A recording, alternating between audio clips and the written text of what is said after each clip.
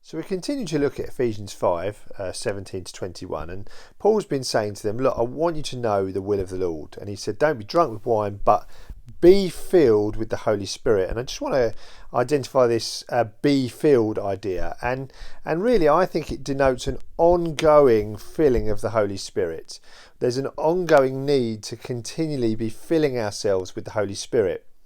And then Paul really identifies 4 practical outworkings for the church in how being filled with the Spirit impacts the way we should live together. And the first is going to be is fellowship, which we're going to look at, which is really found here in this first comma, addressing one another in psalms, hymns and spiritual songs.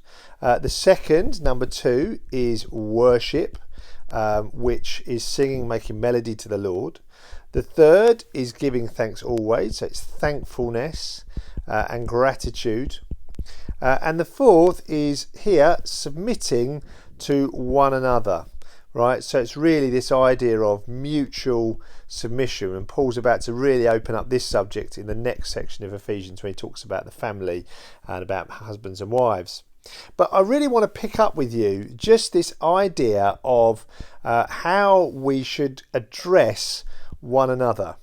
Now, first of all, I think that I'm writing these at a time when we're going through lockdown in the coronavirus pandemic. And one thing that we realise is that, I miss more than anything else, I miss singing together. I absolutely miss that.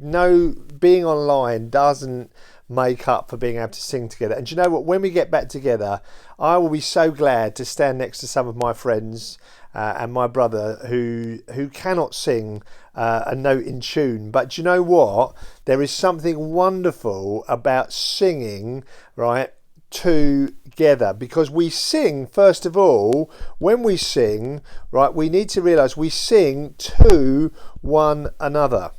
Right, this is what he's saying. We address one another in psalms, hymns and spiritual songs. Now, I just want to be clear, we're not talking about church the musical, right? We're not expecting, Paul wasn't suggesting that we should all just dance around singing like it's some kind of musical and we shouldn't just talk normally.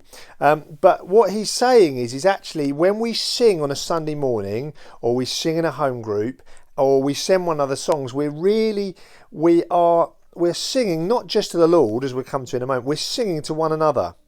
And I want to raise an important point. First of all, that the Psalms are a brilliant way to sing. And really, the Psalms are called God's songbook, I think. It's God's expression of how to cope with life in all of its fullness, in the highs, the lows, the difficulties, the false accusations. And so it's important that we should sing the Psalms, or talk the Psalms to one another. I just want to really recommend a group that I particularly like. There's a group called Shane and Shane, and they do an album called The Psalms, and they basically rework the Psalms, and I've personally found those really helpful. So check them out on YouTube or Spotify if that suits you. But I think we also need to realise that songs are not just about emotion. They're not just about emotion. They are actually about thinking. And the reason Paul's saying is we don't just sing to one another so we'll feel better. We should really speak to one another in psalms and hymns and spiritual songs so that we might think rightly. And this is why the role of the worship leader is probably one of the most important in the church. Because the person who leads the singing on a Sunday morning or picks out the songs that we sing is really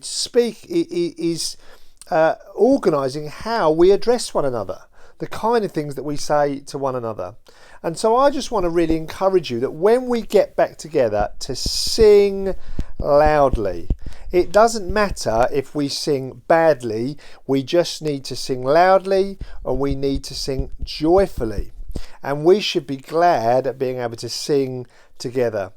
And I want to pick up this idea of submission to one another in my next video. But for today, I just want to encourage you to sing to one another and sing to the Lord. with all of your heart, because I think when we get back together, having had an absence from church, I think we will celebrate and realise the value of singing as an important part of our Christian experience.